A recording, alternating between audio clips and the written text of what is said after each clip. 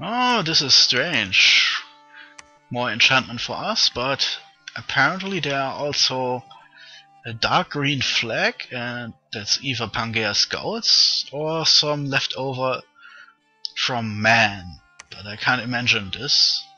Maybe something related to the global VGS saw last turn. Or a couple turns ago. Shit, I'm already losing my mind again here. Sorry about this. Anyway, man created this giant global spell which makes forests make trouble, and I have a lot of forests, as you've seen on the map. Basically, the entire heart of Caelum is one giant forest. So I'm looking here at some more spells to use. Burden of Time is not as good for us because we have so many living people. That's something we can cast maybe, well, far too late, when it's not mattering anymore. But I'm wanting to use a spell called Utter Dark. But it's far off. Far off. I only want to use it after I'm mostly done with changing to undead. So anyway, we shoved the stupid shark warriors back into the ocean, and we are back at trying to get the fortress in Saborea. Apparently our storm failed because the AI sent a really tiny army to die under our feet, so we are still sitting here.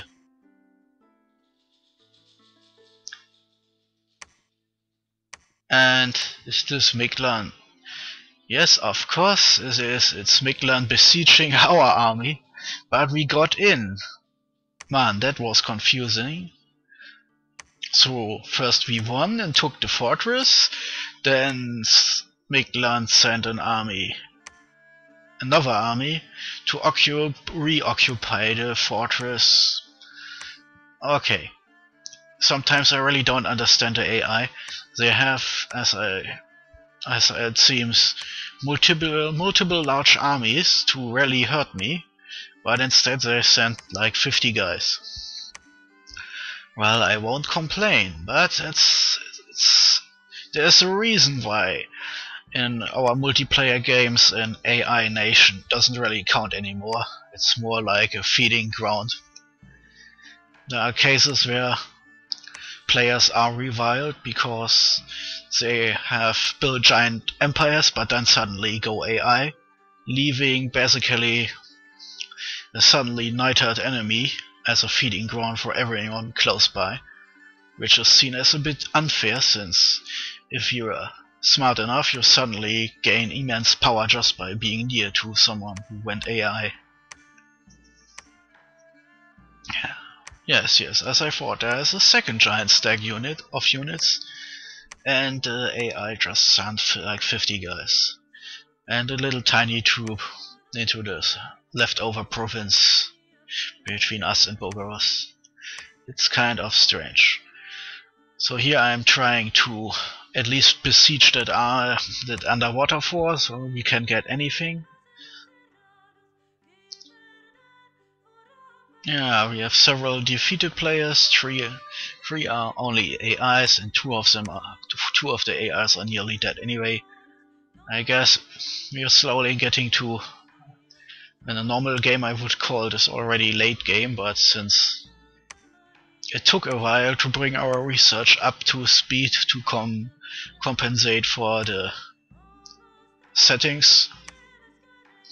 As a reminder, we have maximum money, resources and supplies, but research is set to super slow, so that we have actually a reason to use the giant monster mass of units we can recruit instead of just hurling mages at each other.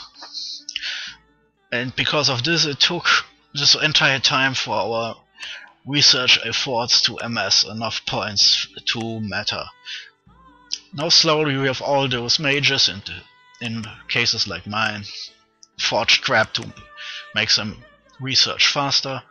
So slowly we are filling out our research goals, and after that we will try to complete as many magical research factions as we can. There are overall 9 levels of spells in every... what was that word again? Okay, I finally remembered. I was talking about categories, research categories. There are 9 levels of spells to research in every category, and after we reach the last one, the category switches to completed, and every research we pump into it is wasted because there is nothing to research anymore. So if we are talking about completed research, that's what we were talking about, when everything is researched. And without our settings set to the lowest, we would already be starting to see completed research here and there. But well, that's the problem, is our research isn't really growing linearly. I mean, the AI mostly does this, but we players do this a little bit smarter. So since every mage you recruit starts to research immediately, this means with every fort you have you can recruit more mages, which means your research power will grow even stronger, and then of course after some point you will start to forge magical items to boost your research even more. So in most games there's a certain, how is it called, geometrical raise in your research power. This of course means if the research is set to lower levels than normal, then you essentially create a scenario where the early game takes a little bit longer because it will take a while for everyone to get their first spells, but as soon as you have a couple of forts, some construction research and some mage stacks to research with, after that point then, well, it's basically like, you know, a logarithmic scale, just upwards. You know, the opposite of a logarithmic scale. The longer the game goes on, the more insane your research becomes. So I expect in 50 turns from now we will be at the same point we would be in, let's say, 30 turns from now in a normal game. Basically, as long as you can recruit mages and forge stuff, your research will just go up and up and up and up, without rhyme and reason, just insanely geometrically. You know the drill. I've did it a couple of times again. Oh wow, that's a lot of magical crap here. I think most of this was a form of humans. I can't even remember anymore. Maybe I should do these recordings more often, just to prevent things like this. Can't honestly remember if I found all this crap or if it was found by Yeomon and I just took it over when taking the fortress. I just know that one of, I think, yes, it was one of Yeomon's, and the one to the west of it was one I built myself. Man, I hope this is right. Sadly, I don't have the time to go to my hours and hours of recordings and rewatch them all again. Well, I could, but I'm not insane, so I won't. Basically, it's not that relevant anyway, I think. And wow, there's a lot of enemy dominion here. I guess it's because Gav and Pangea is clashing here, pushing my own dominion out. Maybe I should do something against this. I'm really too lazy about this dominion stuff, mostly because my pretender is down in the south, spreading dominion like mad. And as I made these turns, I was always thinking about how to crush Yeomon more effectively, which was on one hand bad because I lost tons of dominions up in the north where my capital is, but on the other hand it was good because I gained tons of dominion down in the south by trying to crush Yeomon's priests. Overall, it helped me out in the long But it's still annoying to have to push my Dominion up here, especially since Callum doesn't have blood naturally, so I can't just kill some virgins to boost my Dominion. At least this time I went into this planning to recruit lots of sacred units, so I have a naturally strong Dominion. So I should be well as long as I keep building some temples and recruiting some priests then and then to counter Breach.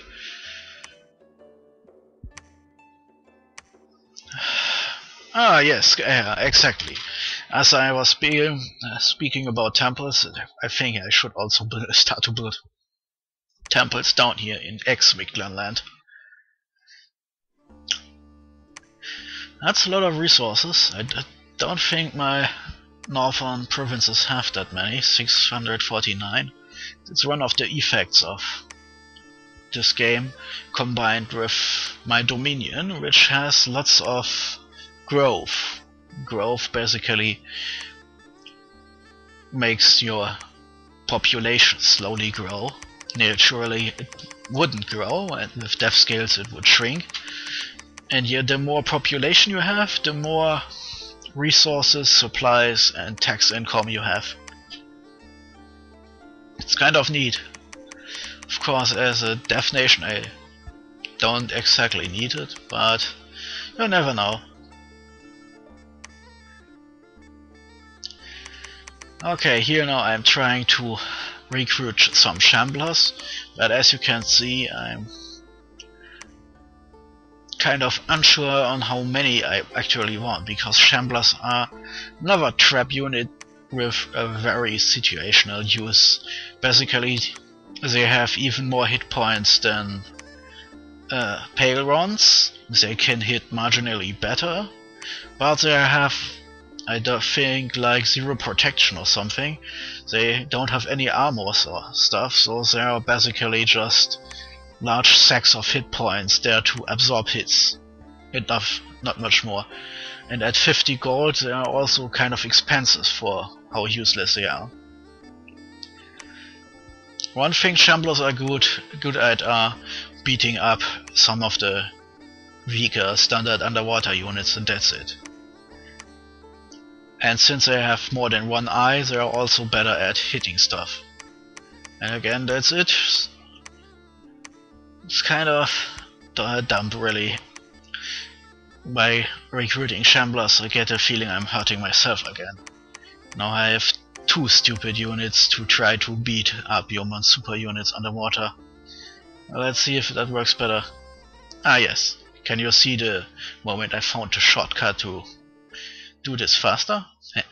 So here I'm turning Elf Gems first into Astral Pearls and then into Death Gems, since I need Death Gems. I have at this point already a large death income, but not enough for my plans. I need Death Gems to summon undead monstrosities, undead mages and undead units and forge undead stuff, and yeah, well, at that point it isn't enough, so I have to sacrifice some of the gems I am not using, since I haven't found anyone to exchange them for more Death Gems, or at least Astral Pearls.